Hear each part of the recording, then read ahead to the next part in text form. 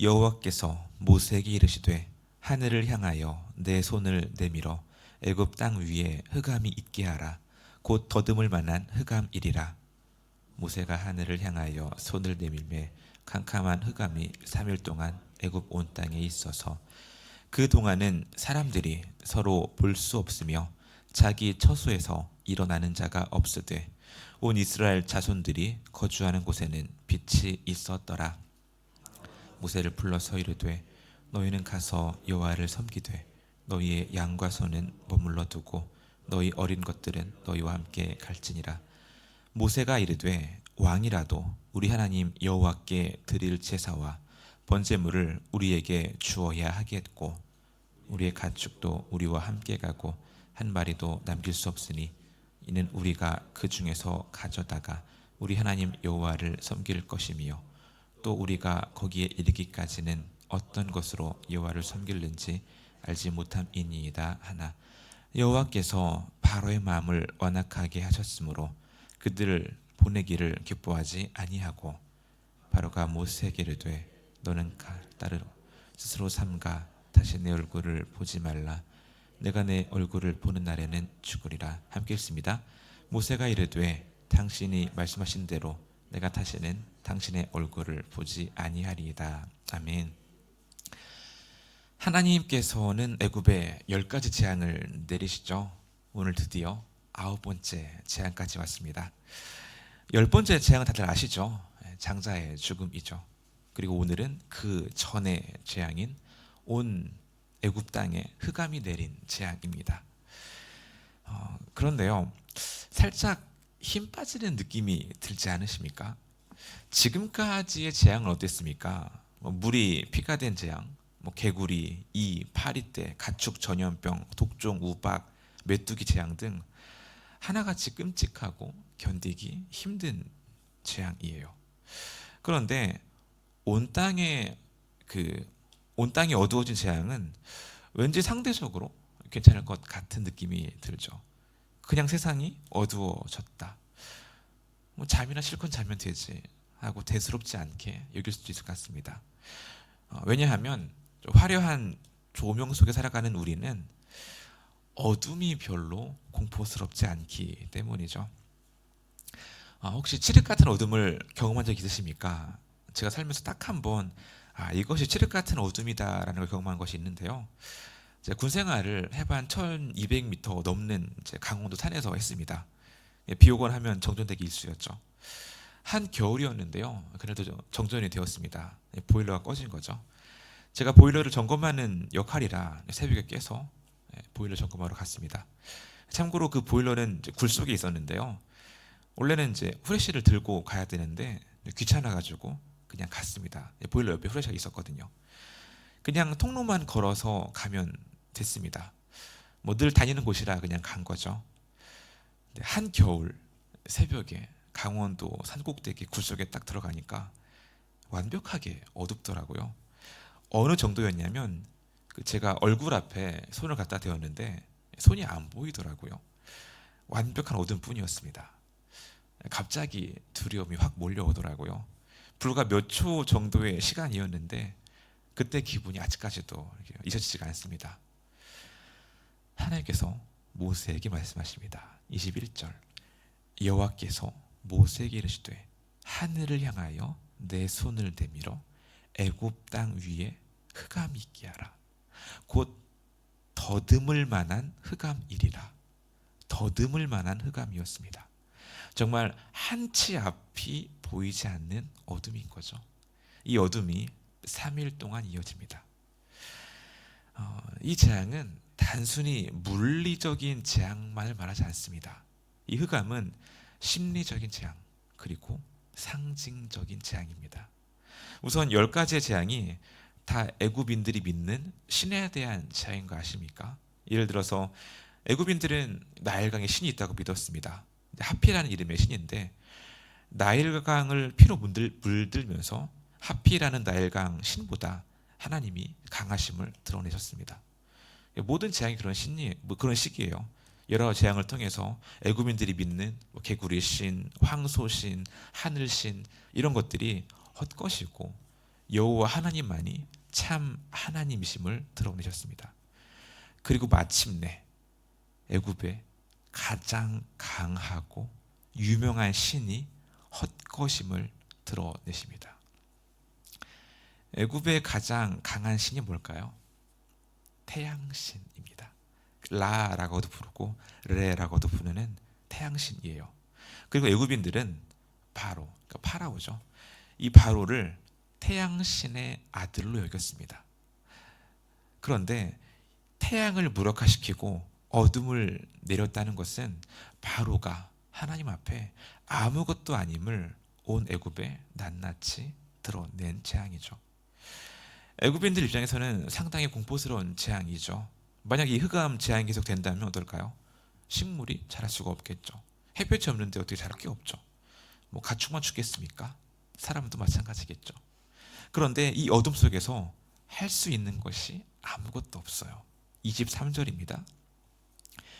그동안은 사람들이 서로 볼 수 없으며 자기 처소에서 일어나는 자가 없으되, 지금이 밤인지 낮인지도 모르고 아무것도 알 수 없는 상황 속에서 공포스럽게 죽음을 기다리며 애굽 사람들은 누워 있습니다. 태양신의 아들이라 믿었던 바로는 이 상황 가운데 할 수 있는 게 아무것도 없어요. 바로는 신도 아니고 신의 아들도 아니고 무기력한 인간에 불과했습니다.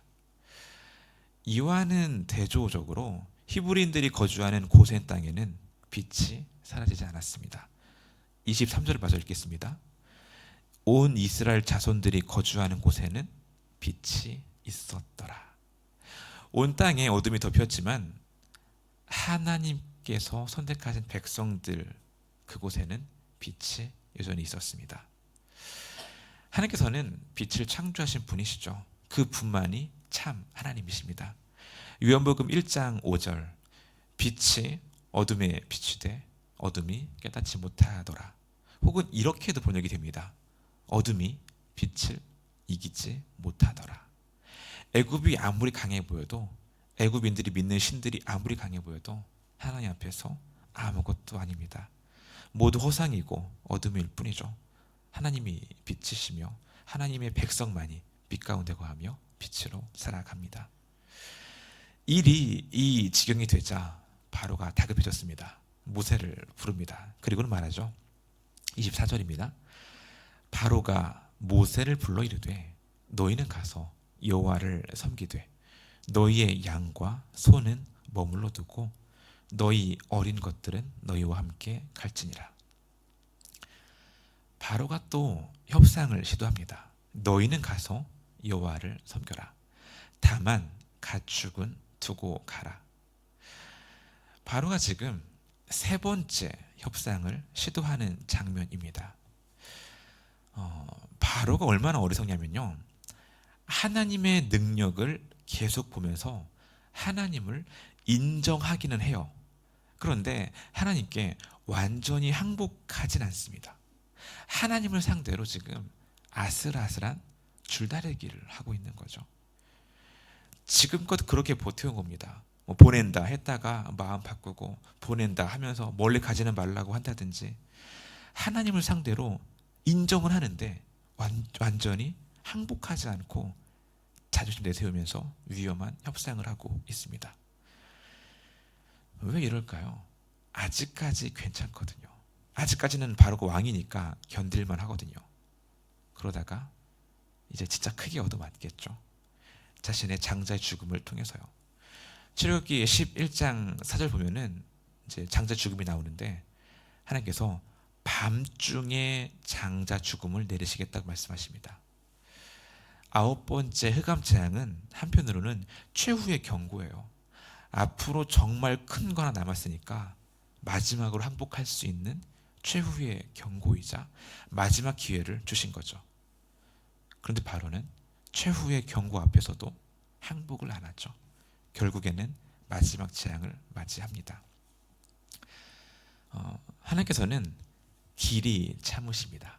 지금껏 9개의 재앙을 내리시면서 계속해서 바로에게 항복하라고 요구하십니다. 그렇게까지 참고 참으십니다. 그러다가 마지막에 정말 강하게 심판하시죠. 하나님께서는 지금도 길이 참으십니다. 그러나 끝까지 참으시지 않으시죠. 마침내는 공의와 정의로 심판하시겠죠.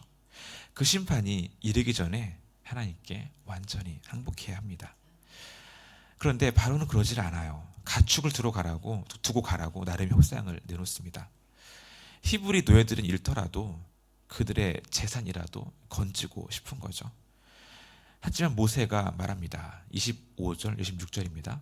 모세가 이르되 왕이라도 우리 하나님 여호와께 드릴 제사와 번제물을 우리에게 주어야 하겠고 우리가 그 중에서 가져다가 우리 하나님 여호와를 섬길 것이며 또 우리가 거기에 이르기까지는 어떤 곳으로 여호와를 섬길는지 알지 못함이니이다 하나. 모세가 그럴 수 없다고 거절합니다. 왕이라도 우리가 하나님께 바칠 가축을 우리에게 주어야 할 판에 가축을 놓고 간다는 건 말이 안 된다며 거절합니다. 그리고 하나님께서 어떤 가축을 받으실지 모르기 때문에 다 가지고 가야 한다고 말하며 거절합니다. 흥미로운 것은 아직 하나님께서 이렇게 제사를 드려라라고 어떠한 지침을 주시기 전이에요. 한참 후에 시내산에 이르렀을 때 제사에 대한 지침을 주시죠. 근데 이미 모세는 하나님께서 어떻게 제사를 말하실지 모르기 때문에 다 가지고 가야 한다면서 거절합니다. 그러자 바로가 아주 단단히 화가 났습니다. 28절입니다. 바로가 모세에게 이르되 너는 나를 떠나가고 스스로 삼가 다시 내 얼굴을 보지 말라. 내가 내 얼굴을 보는 날에는 죽으리라. 바로가 말합니다. 나가라. 그리고 한 번만 더 내 눈에 띄면 가만두지 않겠다. 강하게 이야기합니다. 화가 머리 끝까지 난 거죠. 아직 흑암 재앙이 거치지 않은 상황일 겁니다. 바로는 어둠 속에서 모세에게 다시는 왕궁에 얼씬도 하지 말라고 말합니다. 사실 이것은 바로의 치명적인 큰 실수입니다. 바로 입장에서는 모세가 너무도 싫고 밉겠죠. 하지만 바로에게 하나님의 뜻을 전해주는 유일한 통로가 모세예요. 그런데 모세를 안 본다는 것은 이제 하나님의 뜻을 듣지 않겠다는 거거든요. 남은 것은 심판과 멸망뿐이죠. 이렇게 바로는 마지막 기회를 차단해 버리고 맙니다. 모세가 전하는 하나님의 말씀을 들으며 바로는 괴로웠습니다.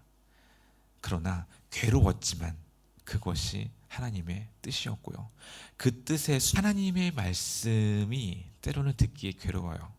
피하고 싶죠. 그러나 그 듣기 괴로운 말씀이 결국은 더 큰 심판을 피하는 길입니다. 그 말씀에 순종하는 것이 결국 사는 길이죠. 우리에게 행여나 순종하기에 괴로운 말씀이 있는지 돌아보기 원합니다. 그러나 그 말씀이 나를 살리는 약이라는 사실을 기억하기 원합니다.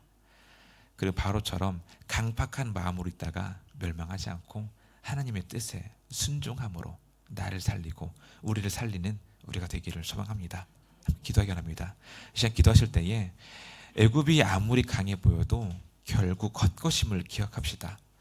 하나님 안에 있을 때 우리는 빛으로 살아갈 수 있습니다. 그리고 우리를 치는 하나님의 말씀이 있는지 돌아봅시다. 때로는 듣기 싫은 그 말씀이 결국은 나를 살리는 말씀이었음을 믿음으로 바라보며 순종하게 해달라고 함께 시간 기도하기 원합니다. 기도하겠습니다.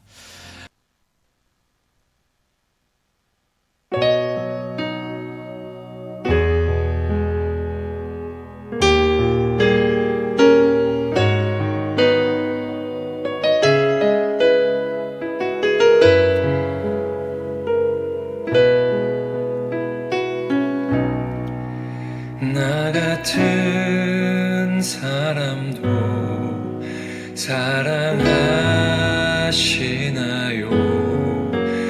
너무 크고 아름다운 그 사랑,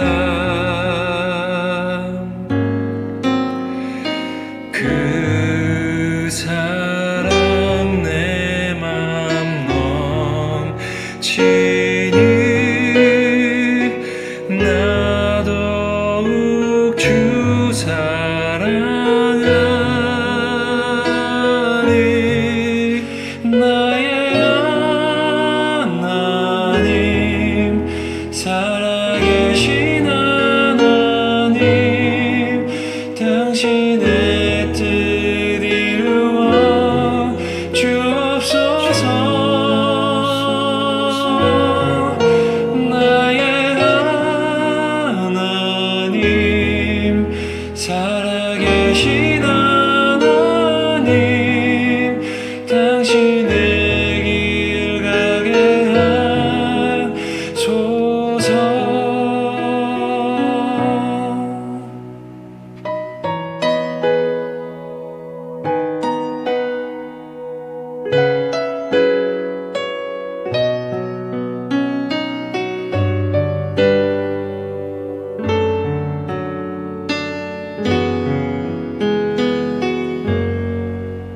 나 같은 사람도 사랑하시나요? 너무 크고 아름다운 그 사랑,